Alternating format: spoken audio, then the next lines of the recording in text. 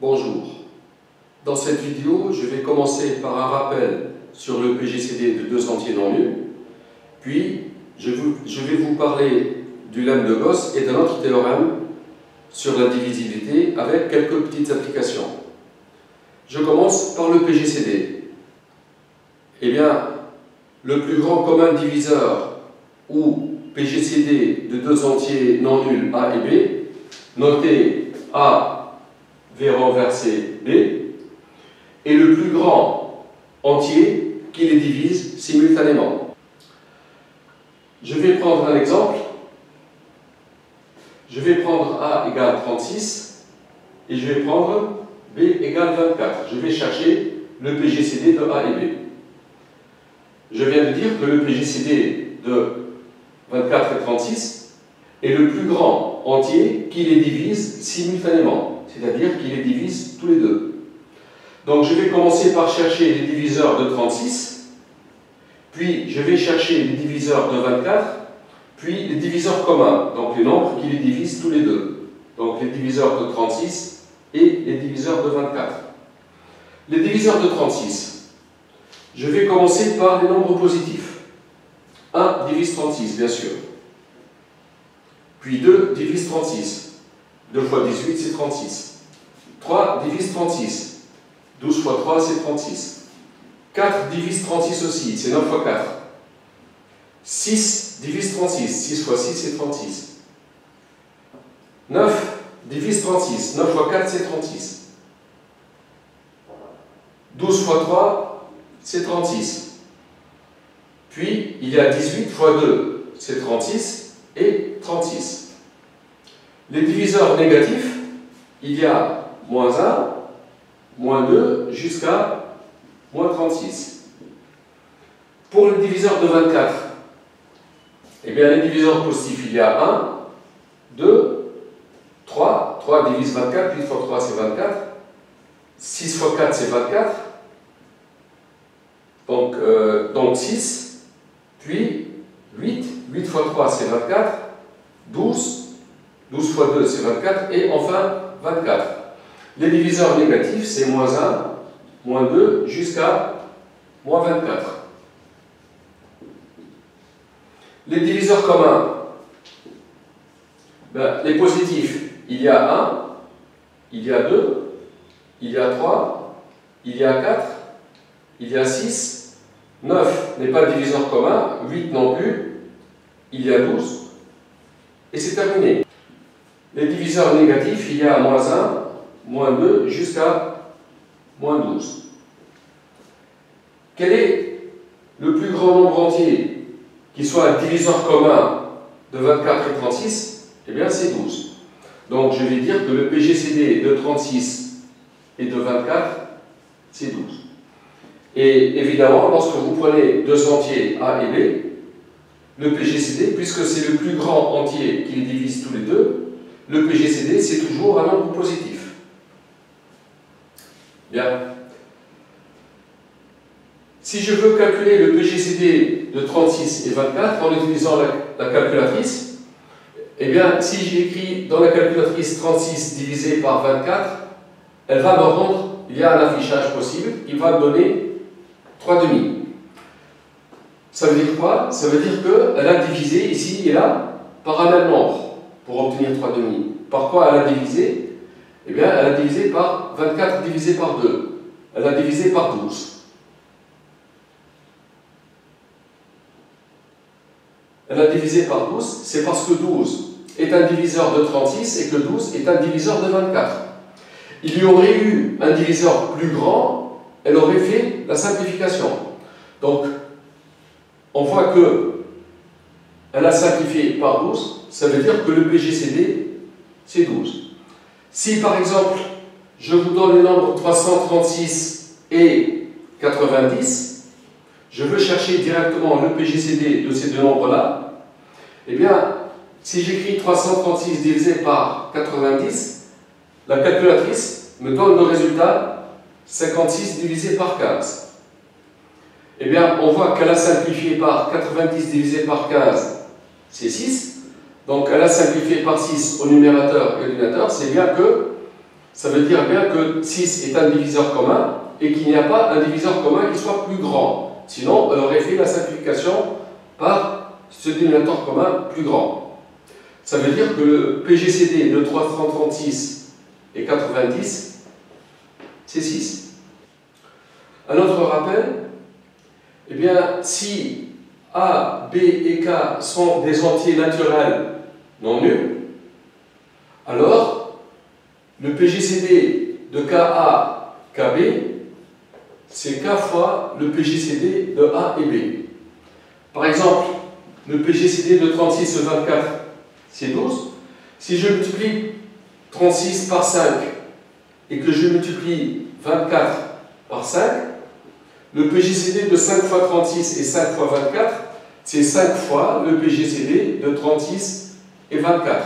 Ça fait 5 fois 12, c'est 60. Si A et B sont relatifs maintenant, et K aussi, le PGCD de KA, KB, s'ils sont relatifs, c'est-à-dire que A et B peuvent être négatifs, ce n'est pas K fois le PGCD de A et B, eh bien c'est valeur absolue de K fois le PGCD de A et B. Et aussi, le PGCD de A et B, c'est le PGCD de valeur absolue de A et valeur absolue de B. Je commence par la deuxième. Si A et B sont relatifs, supposons que par exemple que A soit moins 36. Les diviseurs de 36 sont les diviseurs de moins 36.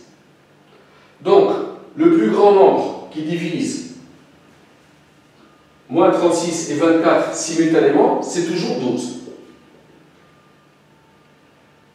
Donc, que A soit positif ou négatif, aussi, si je prends les diviseurs de moins 24, c'est toujours le même ensemble ici.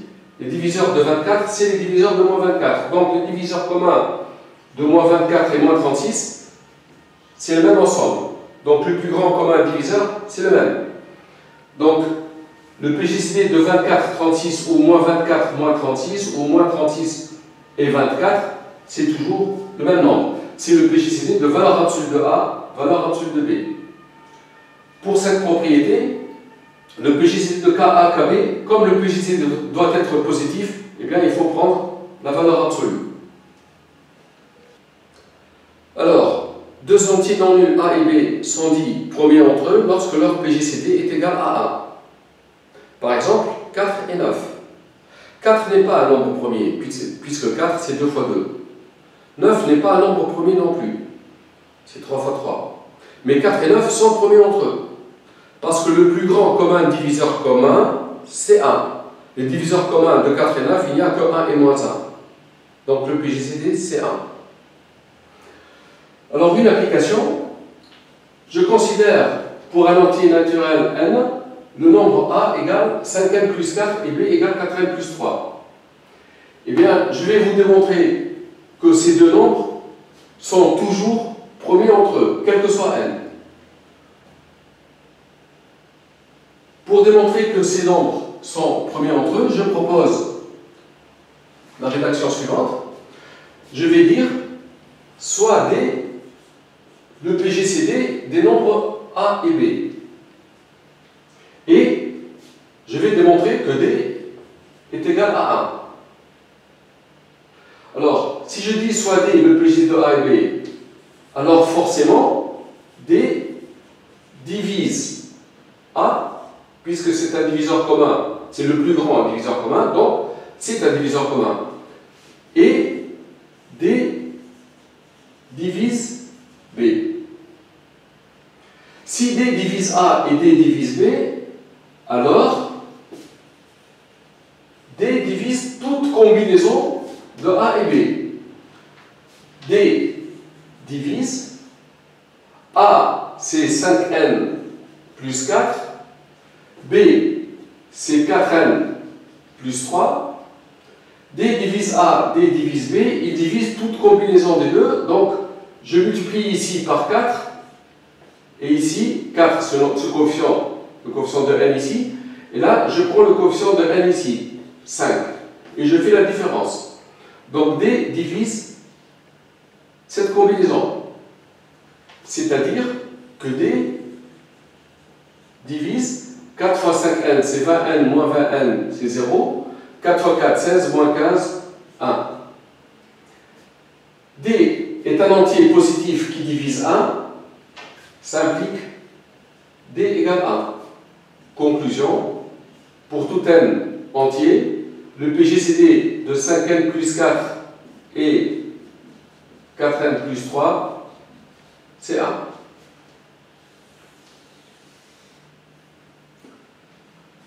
L'application suivante, je donne deux entiers A et B. A, c'est 3n moins 5, B, c'est 2n moins 7.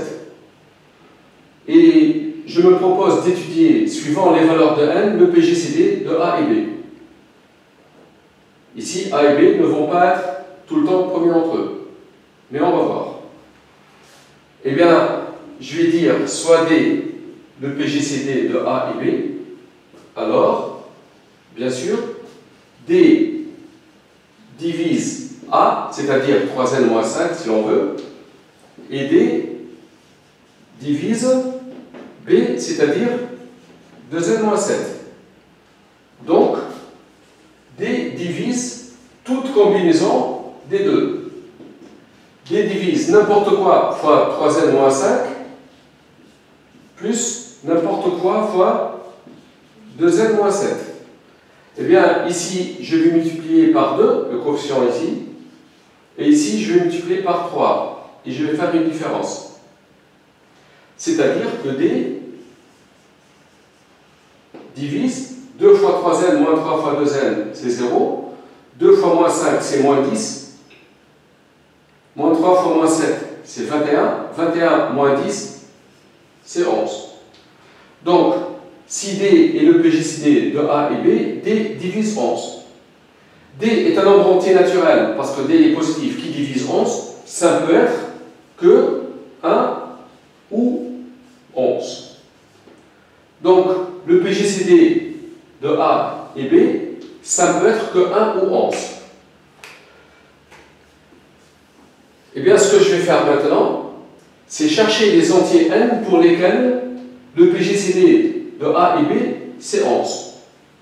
Donc, cherchons les entiers n pour que D soit égal à 11.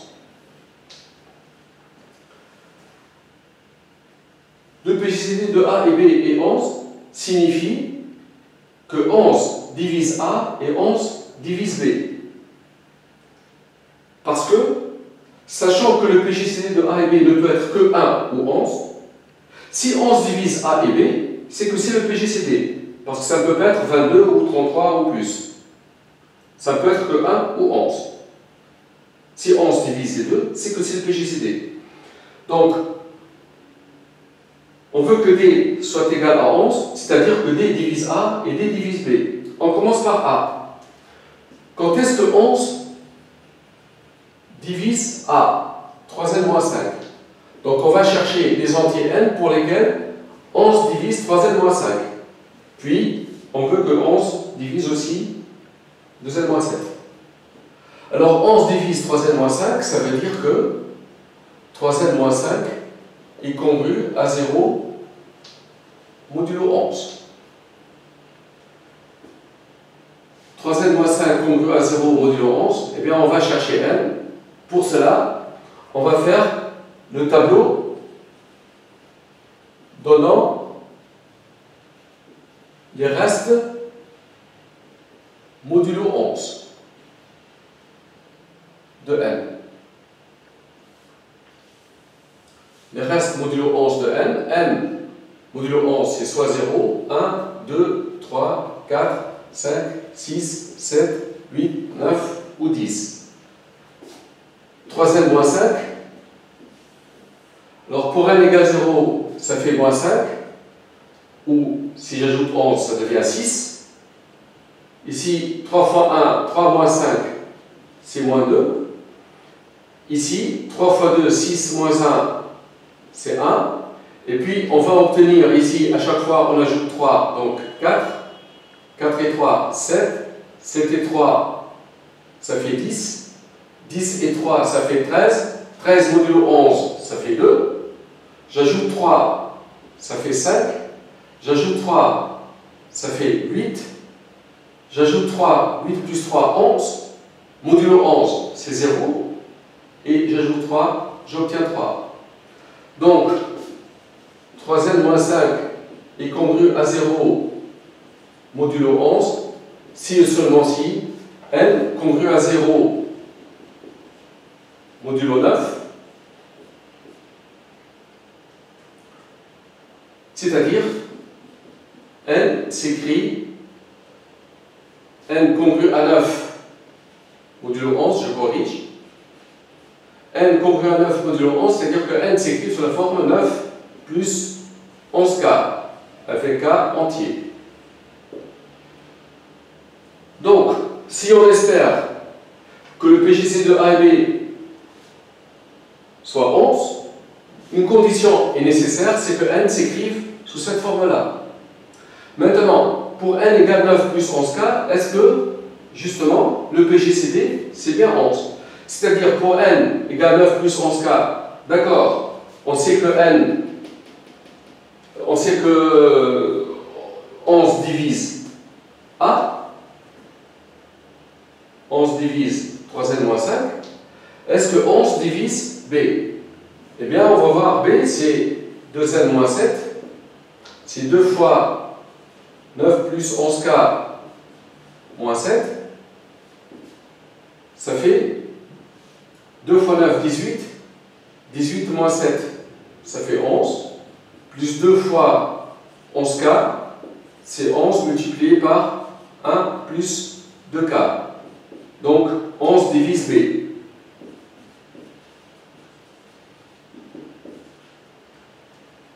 La conclusion, c'est que le PGCD de AB est égal à 11 si et seulement si le nombre n s'écrit sous la forme 9 plus 11k avec k entier, puisqu'on prend des entiers naturels. Voilà. Sinon, le PGCD de AB ne pouvant pas être égal à 11, c'est 1, c'est-à-dire A et B sont premiers entre eux. Si je prends par exemple K égale 1, eh bien N c'est 11 plus 9, c'est 20. Donc A c'est 3 fois 20, 60, moins 5, c'est 55. B, c'est 2 fois 20, 40 moins 7, c'est 33. Eh bien, le PGCD de 57 et 33, c'est bien 11. 55, c'est 11 fois 5, 33. Donc, le PGCD de 55 et 33, c'est le PGCD de 5 multiplié par 11 et 3 multiplié par 11. Comme c'est des entiers naturels, je peux sortir 11. Ça fait 11 fois le PGCD de 5 et 3. 5 et 3 sont premiers entre eux. Le PGCD, c'est bien 11. Voilà une application. Dans cette deuxième partie, je vous énonce le lemme de Gauss. Le lemme de Gauss dit que si A, B et C sont des entiers non nuls, si A divise B fois C, et que A et B sont premiers entre eux, alors A divise C. J'explique. La démonstration est la suivante. Eh bien, si A divise BC, comme A divise A fois C, bien sûr, A divise tout multiple de A. A divise toujours A fois C, n'importe quel nombre C.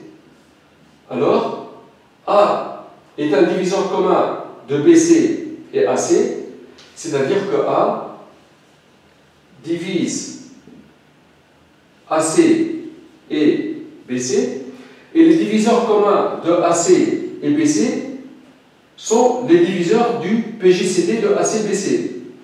C'est-à-dire que A divise le plus grand commun diviseur des deux. C'est un diviseur commun, il divise le PGCD.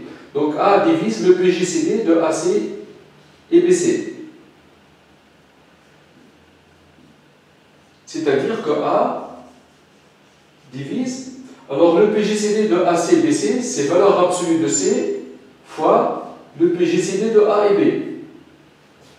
C'est-à-dire que A divise, comme A et B sont premiers entre eux, le PGCD de AB c'est 1, donc A divise valeur absolue de C, et A divise valeur absolue de C, c'est-à-dire que A divise C. Donc le lemme de Gauss dit que si A divise B fois C, avec A et B premiers entre eux, c'est que A divise C. En d'autres termes, A divise BC, c'est-à-dire que BC est multiple de A. C'est-à-dire que BC, si je divise par A, c'est un entier. A divise BC, BC divisé par A, c'est un entier. Si BC sur A est un entier, et que A et B sont premiers entre eux, ils n'ont pas de diviseur commun, c'est que forcément, A divise C, c'est que C est un multiple de A. Donc si vous avez un produit, par exemple, divisible par 8, c'est-à-dire que ce produit divisé par 8, c'est un entier. Si ce nombre est premier avec 8, c'est-à-dire que vous prenez par exemple 27, 27 est premier avec 8. Si ce produit est un entier, si ce quotient pardon, est un entier, que 8 et 27 étant premiers entre eux, c'est que ce nombre est divisible par 8, obligatoirement. C'est-à-dire que 8 divise ce nombre C. Donc si A divise un produit BC, et que A et B sont premiers entre eux, c'est que A divise C. Ça, c'est le lemme de Gauss. Une application.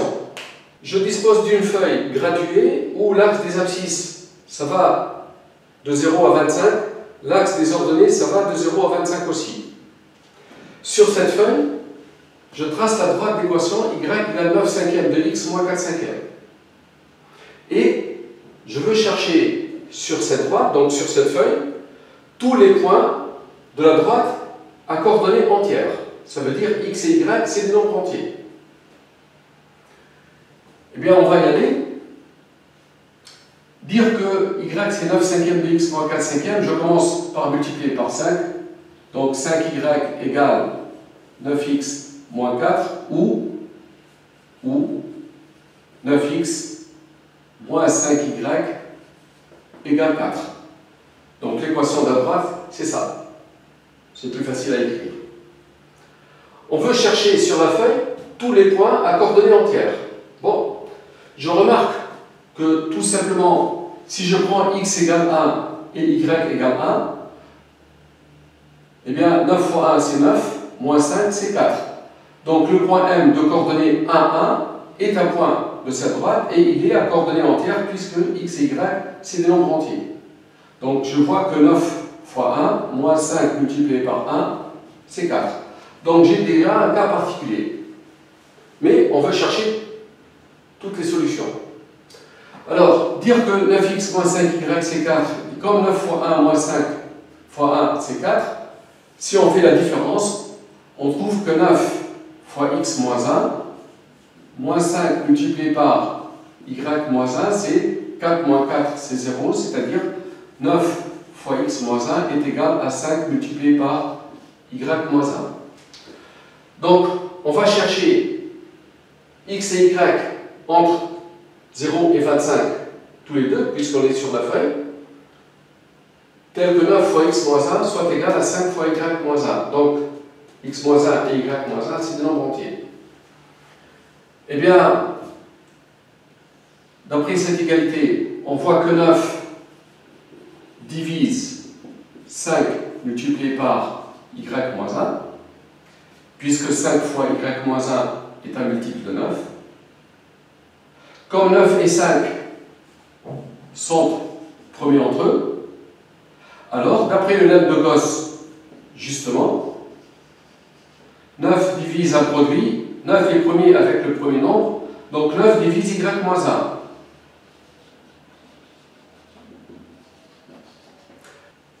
9 divise y moins 1, ça veut dire que y moins 1 s'écrit sous la forme 9k, avec k qui est entier, ou encore y égale 1 plus 9k. Comme, justement, 9 multiplié par x moins 1 est égal à 5 fois y moins 1, alors on peut dire que 9 multiplié par x moins 1 est égal à 5 fois y moins 1, c'est 9k. En simplifiant par 9, on trouve x moins 1 égale 5k. Ou encore x égale 1 plus 5k. Donc, si on veut que 9 fois x moins 1 soit égal à 5 fois y moins 1, il est nécessaire que y soit sous cette forme et x soit sous cette forme. C'est une condition nécessaire parce qu'on a une application. Ça ne veut pas dire que pour y égale 1 plus 9k et x égale 1 plus 5k, l'équation de départ elle est vérifiée. Donc on fait une vérification. Pour x égale 1 plus 5k et y égale 1 plus 9k, on a, est-ce que 9x moins 5y est bien égal à 4? Alors 9x moins 5y, c'est 9. Facteur de x, c'est 1 plus 5k. Moins 5 multiplié par y, c'est 1 plus 9k. 9 fois 1, c'est 9 moins 5, c'est 4. 9 fois 5k, c'est 45k. Moins 5 fois 9k, c'est 0. Donc, l'équation est bien vérifiée. Conclusion, les points à coordonnées entières sur cette droite, c'est les points de coordonnées xy avec x qui s'écrit sous la forme 1 plus 5k et y qui s'écrit sous la forme 1 plus 9k avec k qui appartient à z. Ici c'est juste un exemple, mais la résolution générale des équations de ce type, c'est les équations diophoncielles, sera faite dans une autre vidéo qui suivra. Maintenant, on exige x entre 0 et 25, y aussi. X est entre 0 et 25, ça veut dire 1 plus 5k, c'est entre 0 et 25, 5k c'est entre moins 1 et 26, k c'est entre moins 1 cinquième et 26 sur 5, k c'est entre moins 0,2 et 4,6. Comme k est entier, k plus grand que moins 0,2, ça peut être 0, 1, 2, 3 ou 4. Alors, pour y aussi, si on veut que y soit entre 0 et 25, donc on veut que y soit entre 0 et 25, c'est-à-dire 1 plus 9k, c'est entre 0 et 25, 9k, c'est entre moins 1 et 24, k, c'est entre moins 1 neuvième et 24 sur 9. Alors 24 sur 9, c'est 2, quelque chose, c'est 2 et quelques. Donc k, plus grand que moins 1 neuvième, ça ne peut être que 0, 1 ou 2. K doit être entre 0 et 4, puis entre 0 et 2. Conclusion, K, c'est entre 0, 1 et 2. Pour K égale 0, on trouve le point de coordonnées A1. Donc le couple XY, c'est A1. Pour k égale 1, on trouve 6 et 10. Donc le couple XY, c'est 6, 10. Et pour k égale 2, je trouve 11 et 19. Donc sur la feuille, graduer x entre 0 et 25, y entre 0 et 25, je trace la droite d'équation y égale 9 cinquième de x moins 4 cinquième. Les seuls points sur cette feuille qui soient à coordonnées entières, ce sont les points de coordonnées 1, 1, 6, 10 et 11, 19.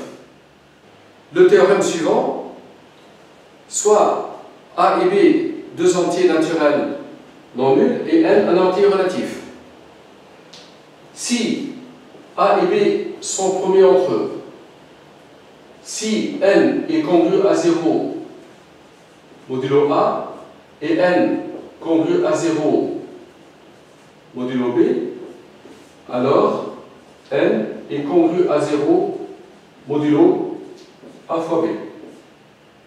Ça veut dire, en d'autres termes, N congru à 0 modulo A, ça veut dire que N est multiple de A, où A divise N. N est un multiple de A, ça veut dire que N est divisible par A. N congru à 0 modulo B, N est un multiple de B, donc N est divisible par B.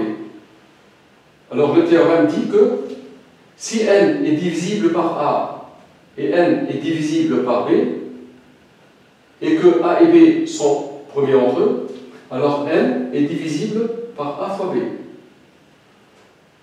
En exemple, si N est divisible par 2 et par 3, comme 2 et 3 sont premiers entre eux, alors N est divisible par 6. Si N est divisible par 5 et par 7, comme 5 et 7 sont premiers entre eux, N est divisible par 35. Mais si N est divisible par 4 et par 6, comme 4 et 6 ne sont pas premiers entre eux, ça ne veut pas dire nécessairement que N est divisible par 6 fois 4 par 24. Donc si un nombre est divisible par 4 et par 6, ça ne veut pas dire qu'il est divisible par 24. La preuve d'ailleurs, si N est égal à 12, 12 est divisible par 4, 12 est divisible par 6, mais 12 n'est pas divisible par 24. Alors la preuve de ce théorème, N est congru à 0 modulo A, c'est-à-dire que N s'écrit sous la forme K fois A, avec K qui est entier. N est congru à 0 modulo B, c'est-à-dire que N s'écrit sous la forme K' fois B, avec K' entier. Donc, K fois A est égal à K' fois B, puisque les deux, c'est N.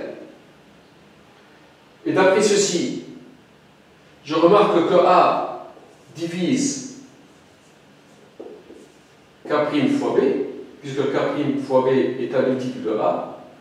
Or, A et B sont premiers entre eux. D'après le lemme de Gauss,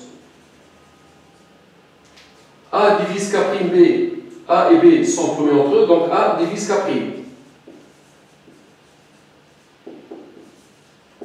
Et A divise K', ça veut dire que K' s'écrit sous la forme alpha A, avec alpha entier. K' s'écrit sous la forme alpha A, donc N c'est K' multiplié par B, c'est K' c'est alpha A multiplié par B, N s'écrit sous la forme alpha fois AB, c'est-à-dire que N est un multiple de AB, c'est-à-dire que N est congru à 0 modulo AB, d'où le théorème. Alors, une application, X est un nombre entier entre 100 et 150. Si on divise X par 4, le reste est 3. Si on divise X par 9, le reste est 8. Cherchez X. Chercher X, ça ne veut pas dire qu'il y a une seule solution. Comment on va faire? Eh bien, on divise X par 4, le reste c'est 3. Ça veut dire que x est congru à 3 modulo 4. On divise x par 9, le reste est 8, c'est-à-dire que x est congru à 8 modulo 9. On va chercher x. Alors ici, c'est un cas assez particulier. X est congru à 3 modulo 4. Donc, x est congru à moins 1 modulo 4. X est congru à 8 modulo 9, ça veut dire que x est congru à moins 1 modulo 9. Ou encore, x plus 1 est congru à 0 modulo 4 et x plus 1 est congru à 0 modulo 9. D'ailleurs, on aurait pu ici directement ajouter 1 et 1. X plus 1 est congru à 3 plus 1, 4, c'est 0. Et x plus 1 congru à 8 plus 1, 9, c'est 0 modulo 9. D'après le théorème que je viens d'énoncer, grand X est congru à 0 modulo 4, grand X est congru à 0 modulo 9. Comme 4 et 9 sont premiers entre eux, alors grand X, c'est-à-dire x plus 1, est congru à 0 modulo 9 fois 4, 36. X plus 1 est congru à 0 modulo 36, ça veut dire que x plus 1 s'écrit sous la forme 36k avec k qui est entier, donc k général, en supposant que x est entier relatif. Ou encore, x égale 36k moins 1. Alors, si x est égal à 36k moins 1 maintenant, est-ce que divisé par 4, le reste, c'est bien 3? Si je divise x par 4, le reste, alors x, c'est 36k moins 1, c'est 9 fois 4k moins 1, c'est-à-dire que x est congru à moins 1 modulo 4. Ou encore, x est congru à 3 modulo 4. Donc, x est bien congru à 3 modulo 4, c'est-à-dire qu'en divisant par 4, le reste c'est 3. Je fais la vérification, parce qu'ici, on a effectué une application. Si x est congru à 3 modulo 4 et x congru à 8 modulo 9, ça implique x s'écrit sous la forme 36k moins 1. Ça ne veut pas dire que pour x égale 36k moins 1, ceci est vrai. Donc on vérifie. Donc ceci est une vérification. Donc ça c'est la première. Et si x égale 36k moins 1, est-ce que en le divisant par 9, le reste c'est 8? Eh bien, x c'est 9 fois 4 moins 1 modulo 9.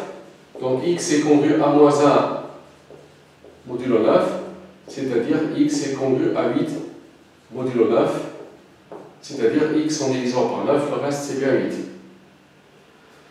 Alors pour finir, x est compris entre 100 et 150.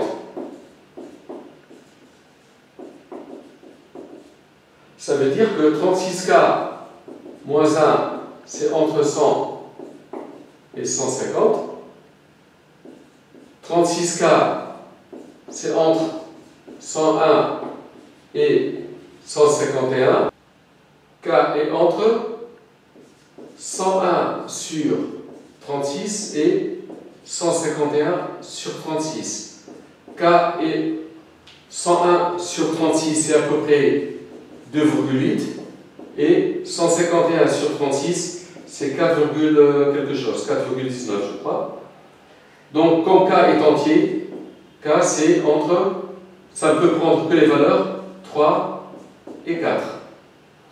Pour k égale 3, je trouve x égale 36 fois 3 moins 1, ça fait 107.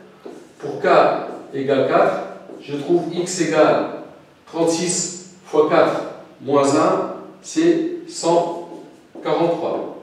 Voilà les valeurs de x possibles. C'est la fin de cet exercice et de la vidéo.